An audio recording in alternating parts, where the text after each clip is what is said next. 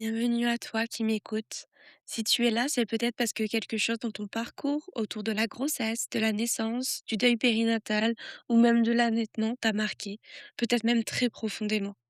Je suis accompagnante au deuil périnatal, à la grossesse, à la naissance et à l'allaitement. Et je suis aussi une femme, une mère, qui a traversé les violences obstétricales, le deuil périnatal et peut-être même un petit bout de PMA. J'ai créé ce podcast pour ouvrir un espace où on peut parler sans se défendre, sans se justifier, sans avoir à prouver que ce que l'on a vécu était assez grave pour avoir le droit d'en parler et de dire ce qu'on ressent. Pour ce premier épisode, j'aimerais partir d'un événement récent. Mais avant cela, j'aimerais te dire quelque chose d'important. Si tu as vécu une grossesse, une naissance, un deuil périnatal qui t'a laissé avec de la tristesse, de la colère, de la confusion, un sentiment d'injustice, si tu as ressenti que ton corps, ta parole ou tes choix n'avaient pas été pleinement respectés, sache que ce podcast est aussi là pour toi. Il est possible d'y déposer ton histoire, à ton rythme, avec tes mots, dans le respect de ce que tu es prête à partager, soit avec ta propre voix, soit avec la mienne. Ici, il n'y a rien à minimiser, rien à relativiser. Ce que tu as vécu a de la valeur, tel que tu l'as vécu. Récemment, j'ai lu la publication d'une gynécologue. Elle invitait à se méfier de certaines informations diffusées par les doulas, qu'elle perçoit comme anxiogènes et susceptibles, selon elle, de fragiliser la relation de confiance entre les patientes et les équipes médicales en les poussant à se révolter, à dire non à tout ce que les équipes leur proposent, tout simplement parce que des doulas leur auraient donné de mauvaises informations. J'ai compris l'intention, hein. Rappeler l'importance de la confiance dans le soin entre l'équipe médicale et les patients, c'est essentiel. Et pourtant, cette publication a suscité beaucoup de réactions. Dans les commentaires, beaucoup de doulas expriment leur tristesse d'être associées aux dérives d'une minorité.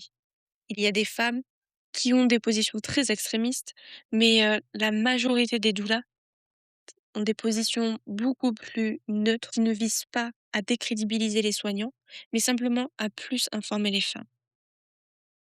De nombreuses femmes dans les commentaires racontaient d'ailleurs des expériences douloureuses, avec des gestes imposés par les médecins, des décisions prises sans explication claire, un consentement parfois absent, ou voire même totalement flou parce qu'elles n'ont aucune idée de ce qui se passe. En lisant ces échanges, une chose m'a frappée. La réalité est bien plus nuancée que ce qu'on voudrait parfois faire croire. Oui, il y a des dérives, des deux côtés, hein. Du côté des doulas, du côté des soignants. Mais les chiffres montrent que le vécu des femmes mérite d'être entendu, parce qu'on est de plus en plus à oser parler et on sait de plus en plus qu'il y a des violences. En France, près d'une femme sur deux déclare avoir vécu au moins une situation de non-respect, de pression, voire même de violence au cours de son suivi gynécologique ou obstétrical. Derrière ces chiffres, il y a des corps, des histoires, des mémoires. Et trop souvent, ces vécus restent sans reconnaissance. Personne n'est là pour les écouter. Tout le monde minimise, et c'est le cas encore une fois avec cette publication. La grande majorité des doulas ne cherchent pas l'opposition. Elles ne remplacent pas les soignants.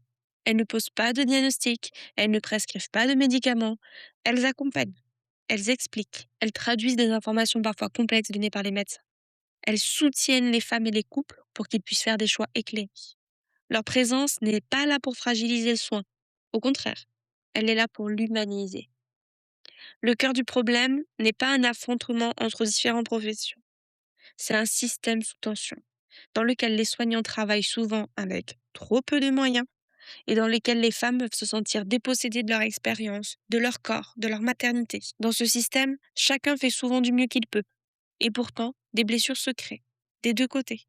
Des côtés des femmes qui ne se sentent pas respectées, qui se sentent infantilisées et privées de la naissance de leur enfant, et des côtés du personnel soignant qui, pour la majorité, essayent de faire de leur mieux, mais sont incapables de faire leur travail comme ils le voudraient par manque de moyens et de temps.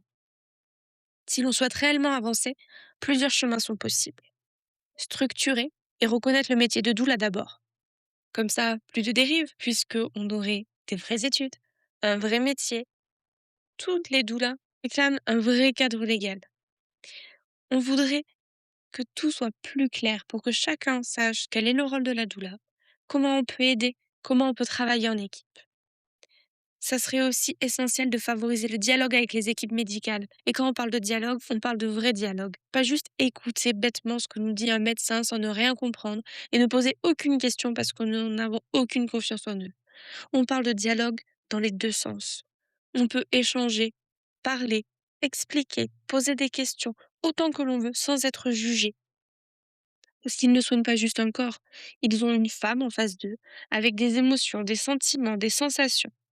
Et toutes ces choses qui se passent pendant la naissance, qui pour les médecins ne durent que quelques minutes, pour une femme, ça reste ancré en elle à vie. Et pour le père aussi d'ailleurs, je parle beaucoup des femmes. Mais pendant la naissance, le père aussi vit une tempête d'émotions.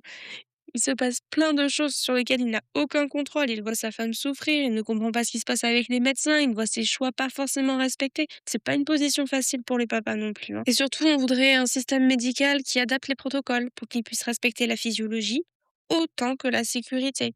Parce que là, actuellement, on fait tout pour que la mère et l'enfant soient en bonne santé. C'est très bien, mais souvent, on crée des problèmes avec la surmédicalisation, les cascades d'interventions médicales qui n'ont pas lieu d'être, en fait. Parce que lorsque la physiologie est respectée, tout se passe bien dans la majorité des cas. Alors oui, heureusement, les soignants sont là en cas de problème pour nous soigner, mais il ne faudrait pas qu'ils créent eux-mêmes des maux en voulant soigner à tout prix. Et surtout, ce qui est le plus important pour moi, et ce qui devrait l'être pour tout le monde, c'est poser des limites claires sur ce qui est maltraitant, ce qui ne devrait pas être, pour que les médecins qui sont maltraitants puissent être jugés réellement par l'ordre des médecins et devant la loi, parce qu'il y a des choses qui sont complètement inadmissibles et qu'on laisse passer. Le but, c'est pas de pointer du doigt les médecins, de dire tel est bon, tel est mauvais. Non. Le but, c'est de protéger les femmes qui accouchent, de protéger leurs bébés, de faire en sorte que la naissance en hôpital se déroule dans un endroit serein. La naissance, c'est pas seulement un acte médical, hein. C'est un passage, un bouleversement, une expérience qui laisse une empreinte durable. On devient maman, on devient papa, on agrandit une fratrie, on devient une famille et c'est un moment qui est intense, où on a des émotions, mais incontrôlables. La peur, si elle vient pendant la naissance, la peur devient une peur incontrôlable et c'est aux équipes soignantes de faire en sorte que les parents soient en confiance, qu'ils aient confiance en eux, en le corps de la maman, en le bébé, en les équipes médicales qui sont présentes sur place pour que tout se passe bien. Prendre soin de cette expérience de naissance, c'est prendre soin des femmes, des familles et au fond de toute notre société. J'aimerais que ce podcast puisse devenir un lieu de pont, de compréhension, d'écoute entre les femmes, les doulas et les soignants. Un lieu où on se rappelle que la sécurité et la dignité ne s'opposent pas. On peut être dans le confort et la sécurité d'un hôpital pour être sûr d'éviter au maximum les complications, tout en respectant la physiologie, tout en respectant le choix des mères et tout en faisant ensemble plutôt que les uns contre les autres.